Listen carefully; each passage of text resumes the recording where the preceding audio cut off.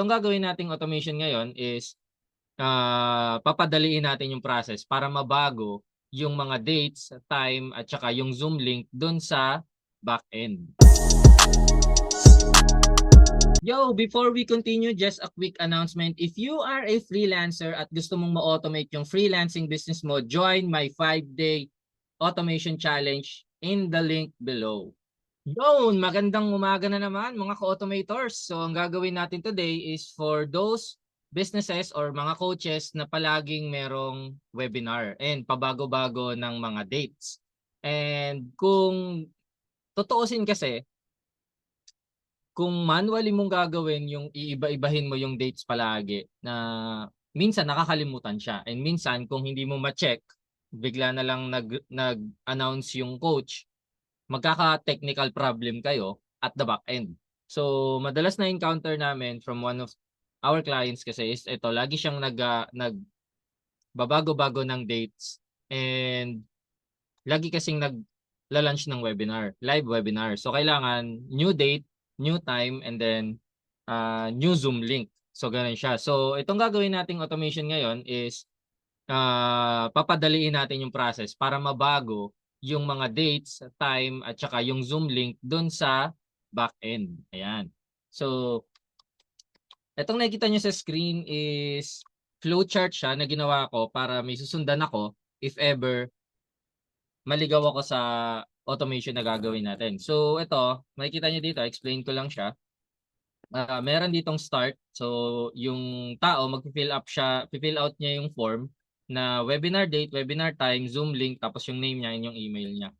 Yan. So, bakit kailangan ng name and email? Para hindi siya gagawa ng new contact at the back end. Kasi pag walang name and email, anonymous yon, tapos mag-create siya ng parang walang email at saka name na contact. So, gusto natin maiwasan yon. Yan. So, dito, after niya mag-submit ng form, maa-update yung custom field inside. So, ito yung mga custom field. Tapos, may note dito na this will update all the following with custom field. So, yung funnel mo, kung meron siyang custom values doon, mababago na yun automatically. Yung emails, automatic mababago yon yung mga custom field doon kung nandun yung mga custom field na to. Pati yung automation, lalo yung date and time, napaka-importante niyan. Kasi doon ano sila, pag sa waiting time, hindi na bago yung date, automatic ila-launch niya yung dire-diretso hanggang baba kasi hindi na bago yung time. Pero pag nabago mo yung time, magwi-wait siya doon depende kung kailan yung webinar date. Yan. So magwi-wait sila ngayon and then kapag malapit na, mag-a-adjust sila ng ano, tsaka lang sila mag-go through. So ganun. Kaya importante yung babaguhin yung date and time. Tapos mag-e-end na. So ang goal lang nito is to ma-update yung mga values inside the account. Yan. So para ma-update yung backend. Yun, so let's go and ang una natin gagawin is itong fill out form. So gagawin natin yung form muna. Yan. So punta tayo, nandito tayo sa account ng isa naming client. So gagawa tayo ng form. Punta tayong form builder. So mag-create tayo dito ng custom, create tayo ng folder. Updating webinar date and date, time and Zoom and link. Yan. Webinar update pala. So, webinar update. Yan. Webinar update folder. Tapos magagawa tayo ng webinar update form. Yan. So, papangalanan natin siyang webinar update form.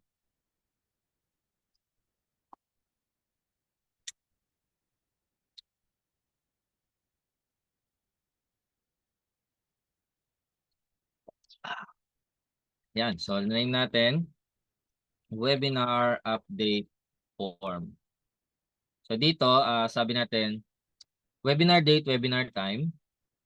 So, maglagay tayo ng custom field.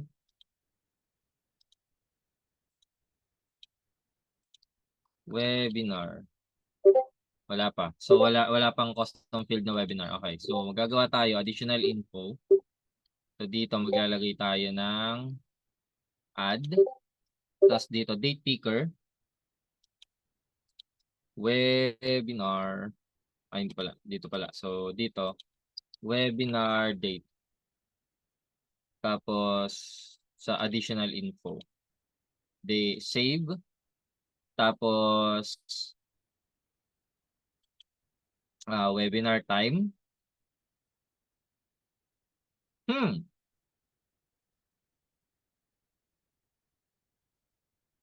Medyo tricky to, webinar time.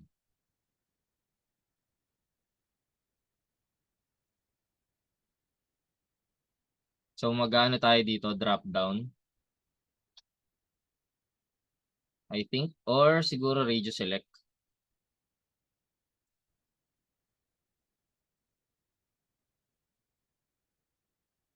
Sige, radio select na lang gagamitin natin. So, dito maglalagay tayo ng webinar time. Then, dito, simulan natin siya ng wag naman 6 a.m. Yung kadalasan, siguro mga hapon kasi lagi to. So, 5 p.m. Ganyan. 6 p.m. Approximately my speech. Yan. Tapos 7 p.m. So, kalimutan ko lagay ng 0 saan. Tapos 8 p.m.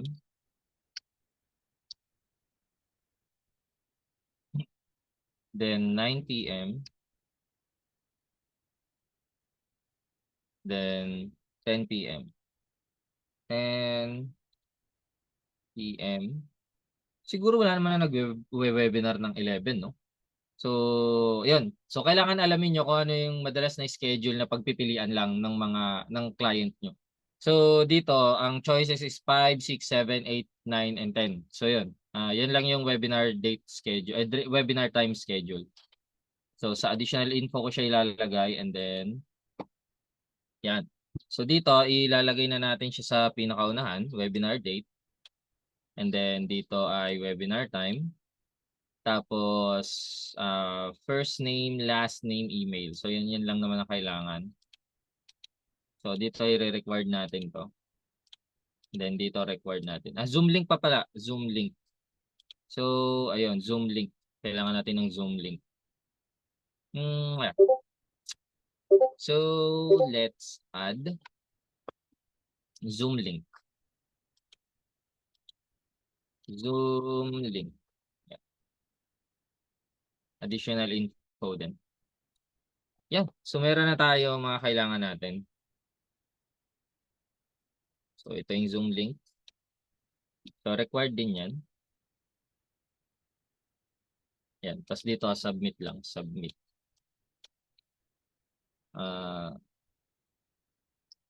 Update na lang. Click to update. Click to update. Yan. Tapos tanggalin na natin itong nasa baba. Kasi hindi naman siya kailangan. Click to update. Webinar date. Lagyan natin required natin. And then required natin to. Tapos all clear. So check natin muna. Save and then preview natin. Yan. So dito mamimili ng date. Yan. So kailan siya. Nice. Game. Tapos 5, 6, 7, 8, 9, 10. So yun. And then Zoom link. So dito maglalagay lang siya ng Zoom link. And then dito first name, last name, and then email. G. Okay, so naka-build na tayo ng ng form. Babak na tayo dito. Oops. Na-double yung form natin. Proceed. So delete natin yung isang form.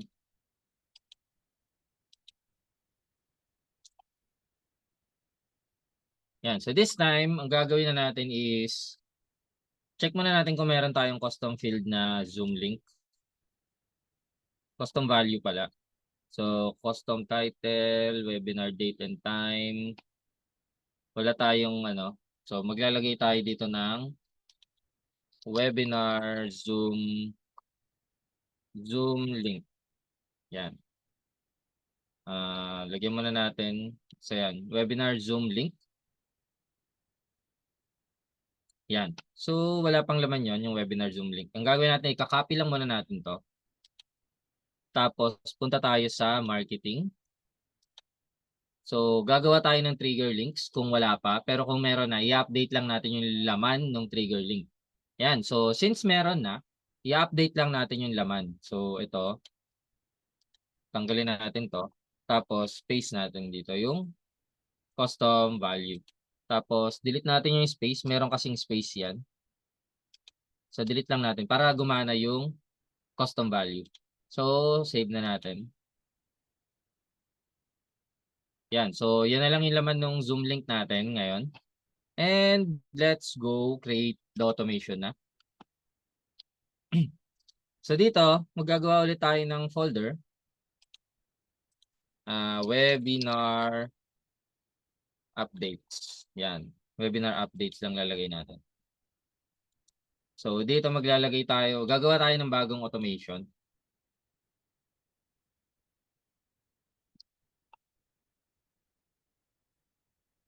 Got it. Okay. So dito,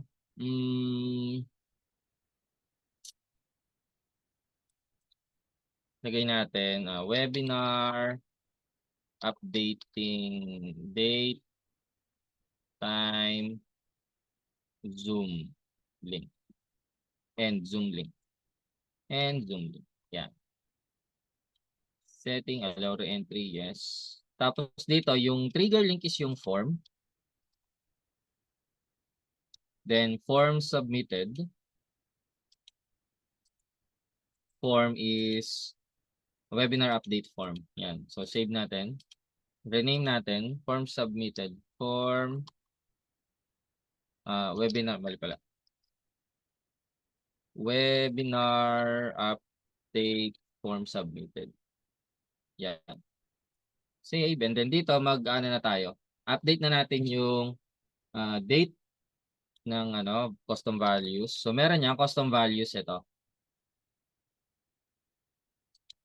Yan. So dito custom value si muna si webinar date. Hindi yan. Ito automation muna. Yan. So dito ang gagawin natin, ilalagay natin yung webinar date. Yan. Tapos space webinar time. Webinar time. Ay, mali. So copy natin. Hindi pala siya na duplicate. Okay, so kinopy natin to. Copy muna natin bago natin baguhin. Webinar date. Tapos paste natin dito. Yawn. So dapat ganyan yung itsura niya. Okay, save. Webinar date and time. Updating custom value. Webinar date and time. Yan. Tapos Zoom link. Custom value ulit. Zoom link. Yan. So wala pa siyang laman ngayon. So dito lalagay natin Zoom link. Yan. Update. Save.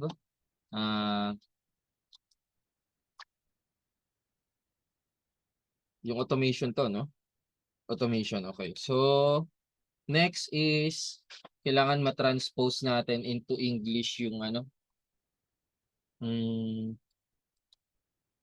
if ito. Lagyan natin. Mahirap to Kailangan ma-transpose natin into English eh.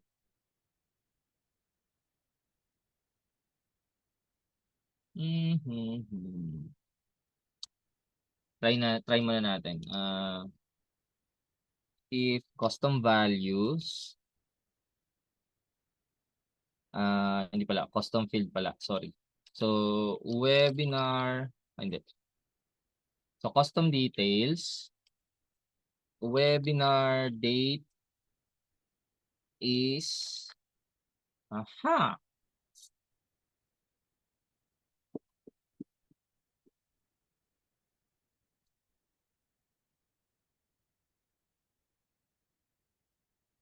hindi ko pwedeng sabihin today or tomorrow eh.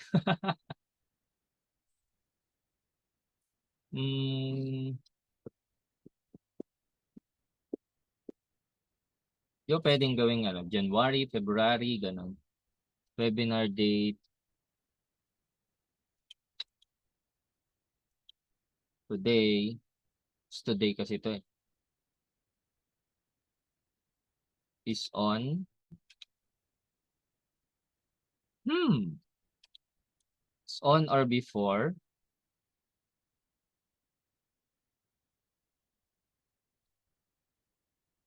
Walang on or before.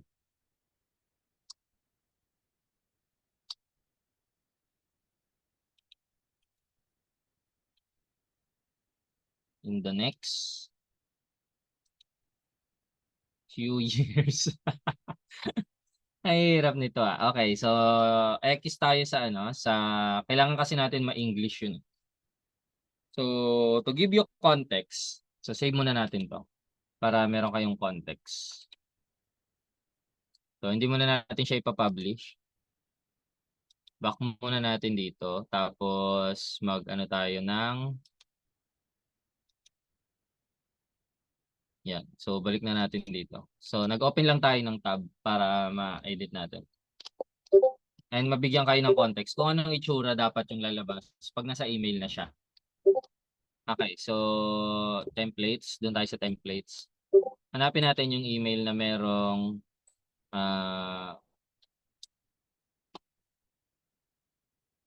Warmlist, Evergreen, ebook. Next. Webinar reminders.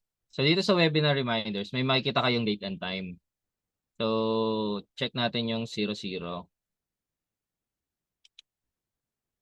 Preview template. Yan. So makikita nyo dito, custom values, webinar title.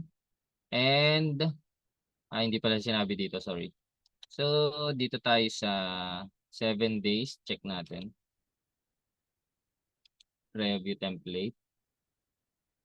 Ito, this coming. So papakita ko sa inyo ano yung itsura niyan. Pwede ba i-test? Email test?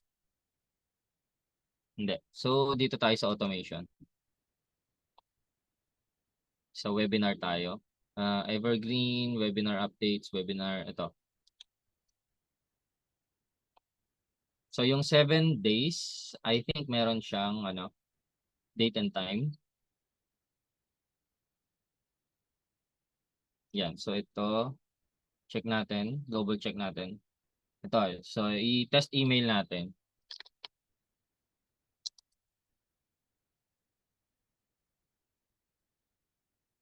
Test email. So, magano tayo ngayon.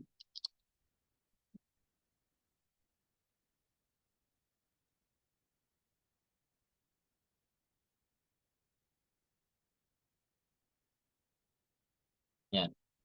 So, dito may makita kayo. Dapat ganito yung mangyayaring ay mali. Sabay na click.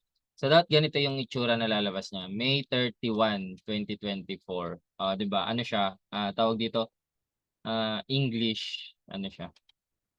So siguro sa form dagdagan natin ng ano. Hmm.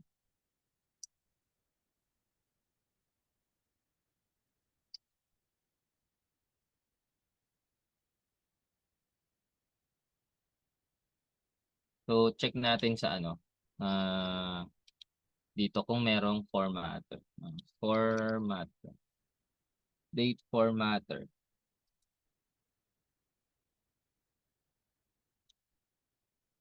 Field, custom field, webinar date, format, yun. So, pwede siyang palitan. Ganito.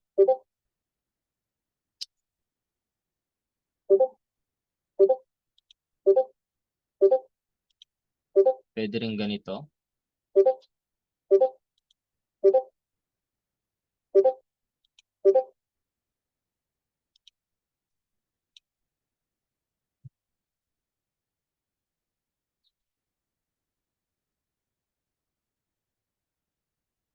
So, buti na lang merong date formatter, no?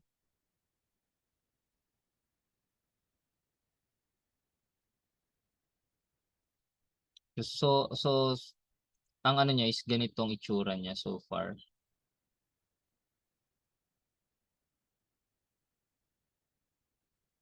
So, kung gagawin natin ganito, check natin yung email. 8 p.m. May 8 p.m. Okay. So, date formatter, pwedeng ganito.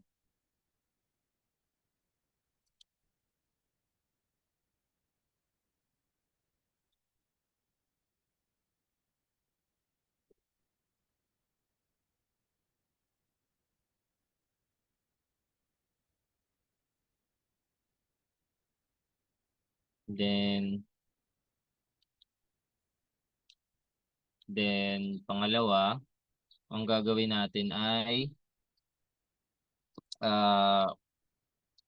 custom value. Yan. So, ito, update naman natin ngayon yung webinar date and time. So, yung webinar date and time, kung mapapansin nyo yan, May 31, 2020 at ganyan siya. So, ito, babaguhin natin to. So, dapat hindi kasama yung time. Check natin, double check natin. So, ilagay na natin dito yung webinar date.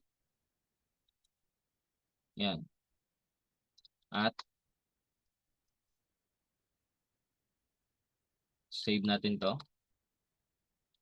So, maglalagay tayo ng webinar time. Tapos paste natin dito. Save. Yan. Tapos ipo-format ulit natin yung ano.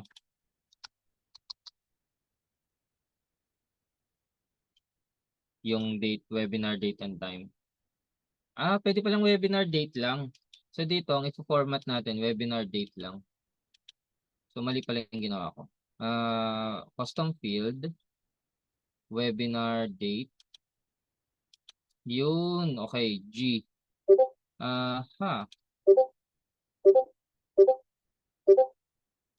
So ito gagawin natin. Hindi. Webinar. Ito. Yan. So, ganyan yung format niya so far. Tapos gagawin natin ganito. Yun. Okay. Tapos i-reformat ulit natin yung date format. Para bumalik siya sa dati. Format date. And then current. And then custom field. Webinar date. And then gagawin nating format is yung same. Yan. Ganyan.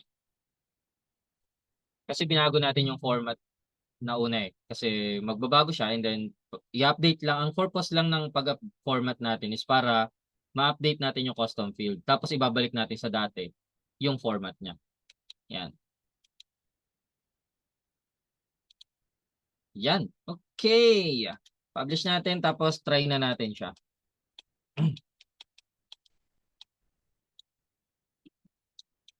Yun. Okay, let's try this thing. Tapos ite-test ulit natin yung ano.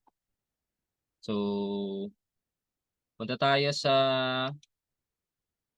form and ila-launch natin yung webinar update. Launch natin to. So, launch, integrate, and then open from link. Okay, so dito, mag-ano na tayo, webinar date. Sabihin natin 29.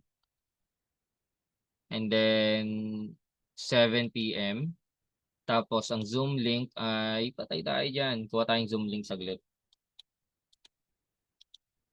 Zoom link.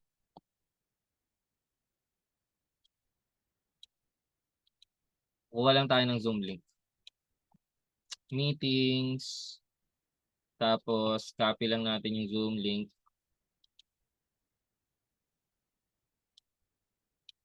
Yan, copy lang natin. Copy. Okay, so may Zoom link na tayo. So, paste natin dito. Tapos, name, Ash. Then, Veras. Then, email, Ash, email, vault@gmail.com. Tab. Ay, mali. Ay, email, vault. Yan. Okay, so click to update. Ten, babaguhin na natin. Okay, so thank you for taking the form doubts. Ngayon, ito, i-resend ulit natin to. Refresh muna natin. Delete muna natin to. Check natin kung mababago tong May 31 na to. So, delete ba natin? Wag na, para makita natin yung pagkakaiba. Yan. So, dito, ano na ulit tayo. Dito. Okay. So, check natin kung nabago siya. Test. Rappi Funnel 5. Wala siya dyan.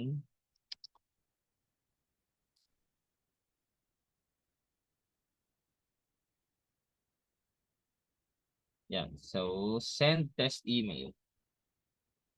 Check natin. Yun. Check natin kung nabago na siya. Uy, yun lang. Sa kasamaang palad. Hmm.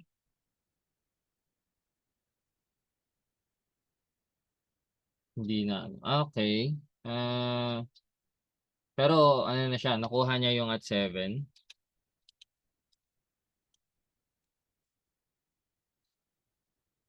Hmm. Alam ko na. So, ang gagawin natin, merong webinar date 1, tas webinar date 2. Okay. G. So, dito sa ano, balik tayo dito. So, meron tayong kulang sa custom field. Custom field siya. So, folders, additional folders. So, dito, ano tayo, webinar date for automation. So, ganun siya. So, lagay tayo dito ng webinar date for email. Add field. Single line. Hindi, date picker. Yan. Tapos, webinar date for emails. Yan. Okay. Check natin kung mailalagay natin siya sa automation. Kasi pag hindi, magagawin natin, hanap tayo ng way to, hanap tayo ng way para, ay, bakit form? Automation tayo. Hanap tayo ng way para ma-update yung, tawag dito, yung month niya na English.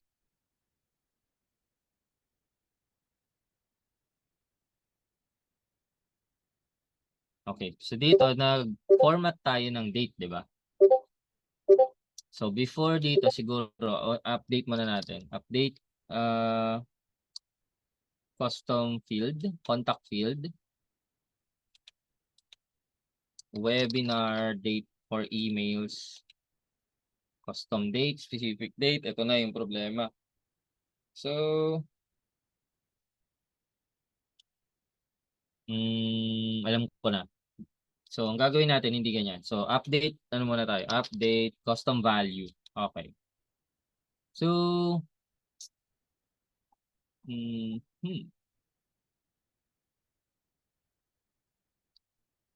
ang gagawin natin. So, custom value na webinar date and time. Ay ilalagay natin dito is yung webinar date din. Okay. Hindi na pala natin kailangan gumawa ng another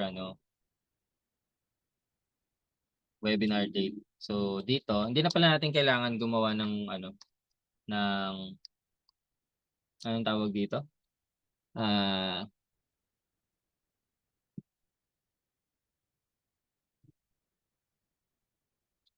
another custom field, sorry.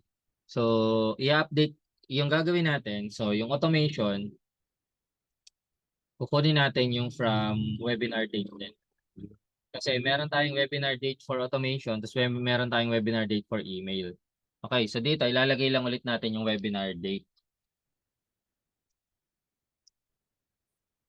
Yan. Tapos, save muna natin. Yan. So dito is custom value, date for emails. Yan. Para specific siya. Tapos, ifo-format natin yung date and time formatter. So, format date, custom value. Ang format natin ito, webinar date and time. Ang format niya, from format na ganito, papunta sa ganito. Yan. Save. Yan. So, format, date for emails. Yan. Save. And then,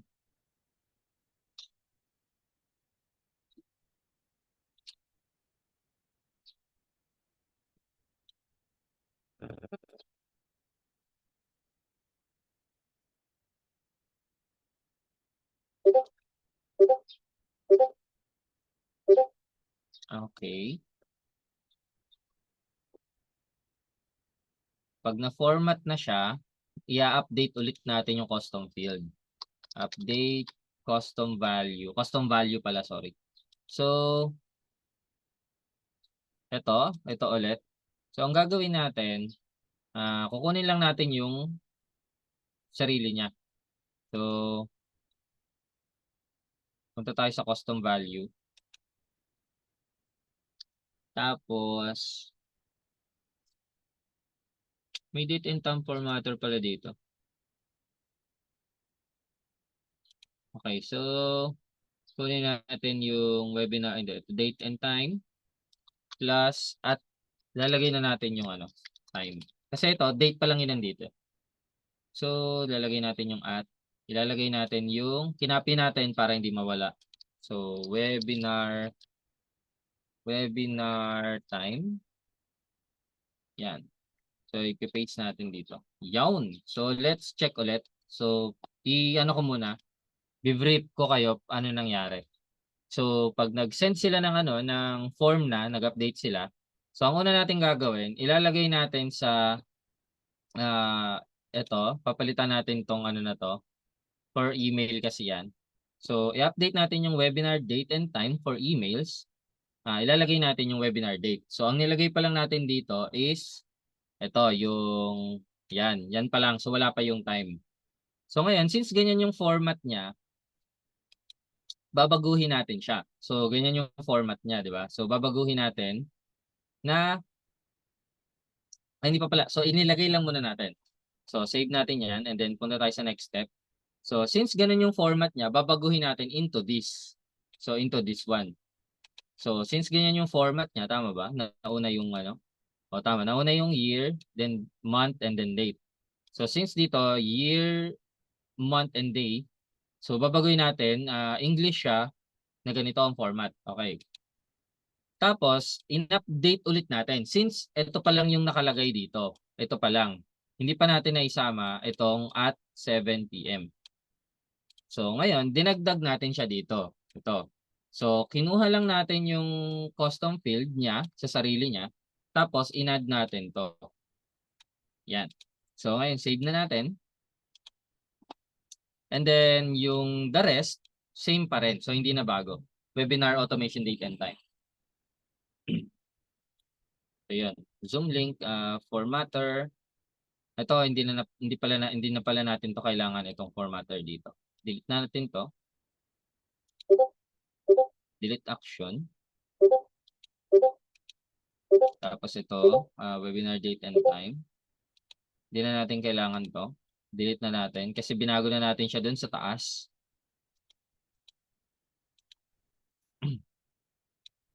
Tapos delete natin.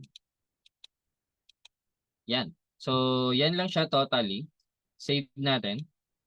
And itatry na ulit natin siya. So, refresh lang natin to. So, webinar date, baguhin natin. So, from 29, punta ako sa July. Sabihin natin ng 6 na, July 6. Tapos, 8 p.m. And then, Zoom link, same lang, last use. Yan. Tapos, ashemailvault@gmail.com and then click to update. Teka, save na ba to? Okay, let's go. Click to update. Okay, so na-update na siya. Ngayon, iti-test ulit natin tong email na to kung nabago na siya. So, hindi na natin i-delete yung email sa Gmail natin para makita natin yung mga changes. So, from this one, May 31, naging ganito siya. So, check natin kung mababago na ulit siya dito. Pag tinest natin.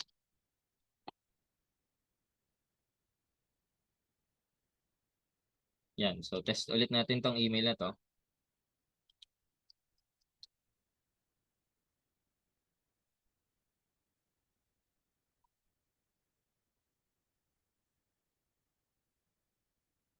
Yan. Test email. Let's go. Check natin. Yun. Receive na natin siya. Oh, hindi pa rin siya nagbago, guys. Pero yung date niya nabago. Okay. What went wrong? Okay. So, since nabago na natin siya dito, tingin ko kailangan ulit natin siyang i-format. Okay. So, dito, i-add natin siya. And then, format natin.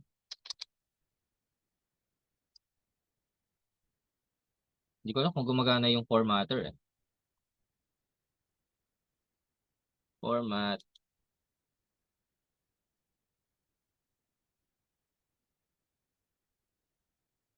Text formatter, custom code.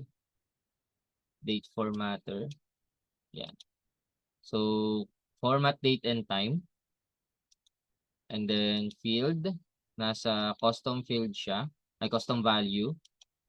Tapos from format na, ano nga yung nakita nating format? Ganito, date and time, okay. From this format, ito yon. And then, ito.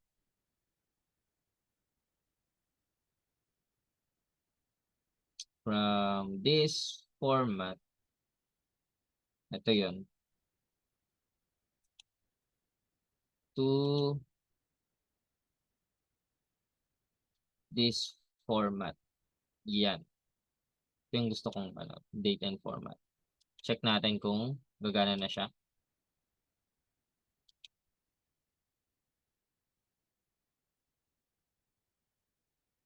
Okay. Let's test ulit. So, sabihin natin July 13 na. Lumayo na. July 13 na siya. Then, yung last use lang natin. Click to up. Teka.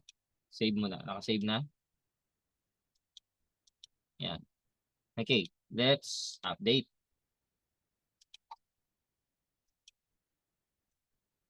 Di pa pala tayo nag-send. So,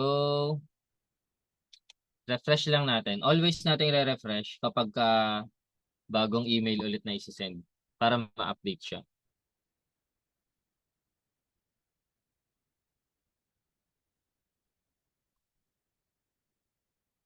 Yan. So, check na natin. Ulit tayo. Test. Hindi nagsisave yung email ko sa auto fill out. Test email. Let's check.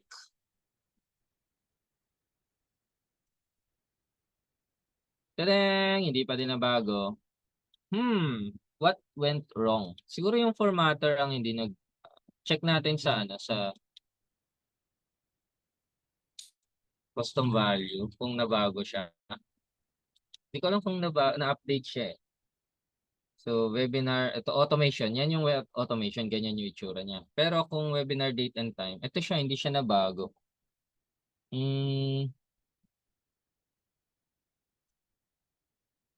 Webinar date. So, webinar time. Siguro tatanggalin ko yung at para ma-update siya.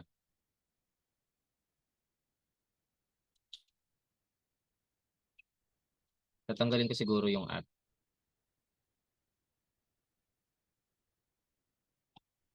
Kasi baka hindi niya mabasa. Ito. Ganyan lang siguro. Check natin kung na-execute ba niya. Na-execute naman lahat. So, formatted date and time from tama na-execute naman niya. Ano kayang naging problema? Bakit bumalik saan?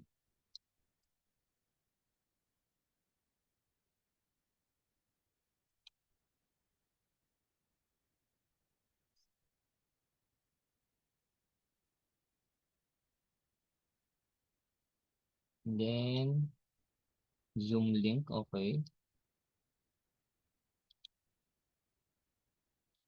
So, formatted date and time to ganito. Ayun, no? So, nabago niya nga ito eh.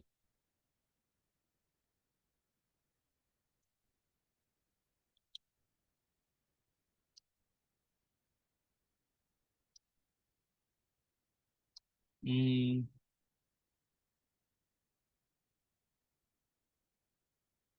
custom value, webinar date and time. So, bumalik siya sa pagkaganito nung nilagay na yung 8 p.m. Bumalik siya sa numbers. Ngayon, finormat ko ulit siya dito. Pero bumalik pa rin siya sa numbers after. So, dapat mag-update lang siya. So, yung problema, bumabalik siya sa dating format niya.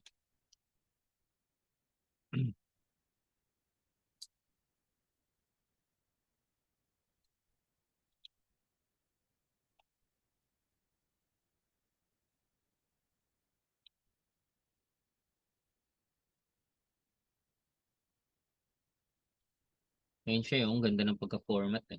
July, ano. Sige, check natin. Tinanggal natin yung at. Baka kasi nag-error.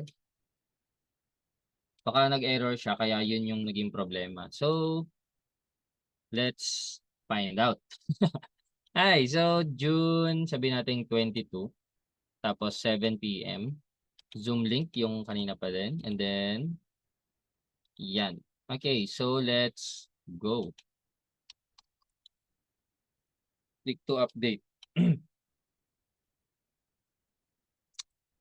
So, na-update na siya. Check natin sa custom value. So, ayan siya, dumaan siya dyan. So, check natin sa custom value kung anong nangyari. Custom value. Dito muna natin check. Ayan, so hindi pa rin siya nabago, guys. Ganun pa din siya. Webinar date and time.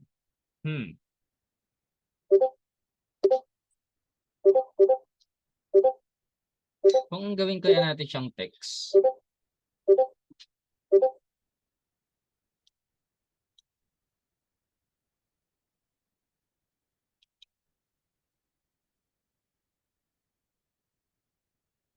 Kung gagawin siyang text, kaso baka hindi naman siya ma-detect sa date.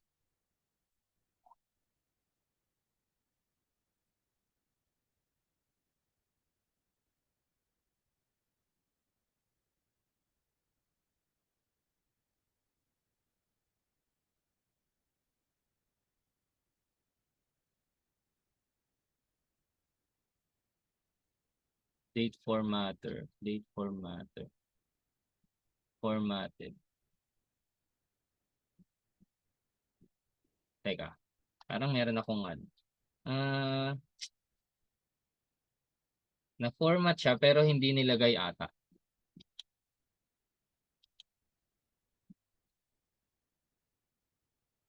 So, kailangan ko sigurong i-update ulit. So, update custom field.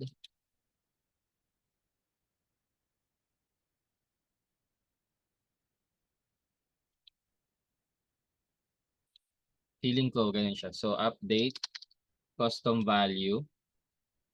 And then, ito. Kasi nakita ko yung date formatter dito eh. Ito oh. So, ito siya. Date time.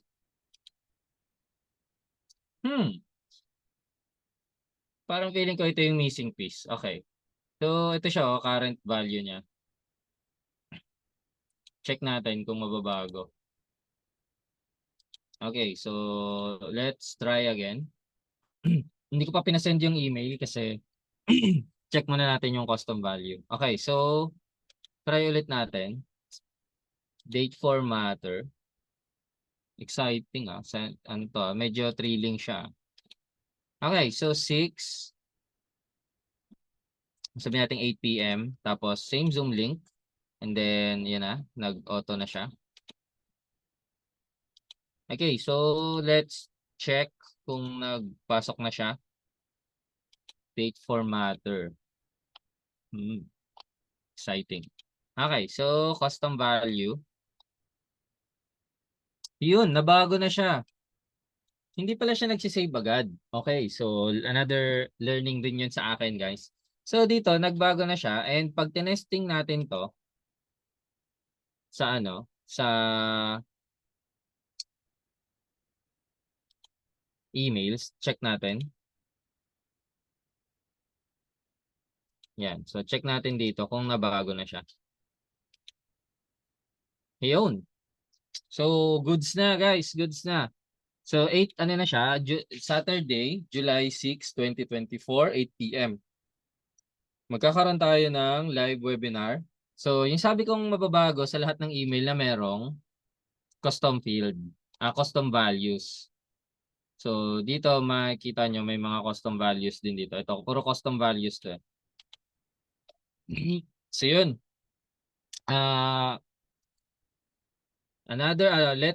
Let's go back sa pinaka-automation and explain natin in a brief explanation para summarize na natin. Okay. So, it takes us 5 trials para magawa yung automation na to. Okay, so dito, pagpasok nila, yung admin na magbabago ng date and time, webinar time, which is ito yung form para meron kayong context. So, naglagay siya ng webinar date. Sabihin natin July 22, tapos 7 PM, and then naglagay siya ng Zoom link. So, lalagay lang niya yung name, email, yung name, last name, at saka email niya para hindi siya mag-create ng anonymous contact inside sa contact list. Okay. Ngayon, pag na-submit niya na yan, papasok siya dito, kukunin niya yung date and time from this one, date tapos time. And then, ilalagay niya sa webinar date and time na custom value. So, i-update niya yung webinar date. Yan. Ngayon, pag na-update na yung webinar date, tatanggalin pala natin to kasi hindi na natin to kailangan, yung webinar date formatter. Delete natin to. Yan. So, dito, i-update. Siguro dito, idadagdag na rin natin yung time. Space, yung webinar time. I guess, ano na siya? Tama. Webinar time pala to. Sorry. So, webinar time.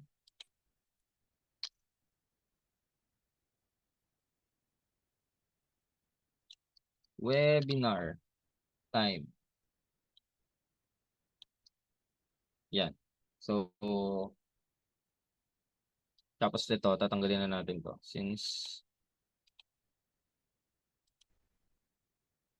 delete action.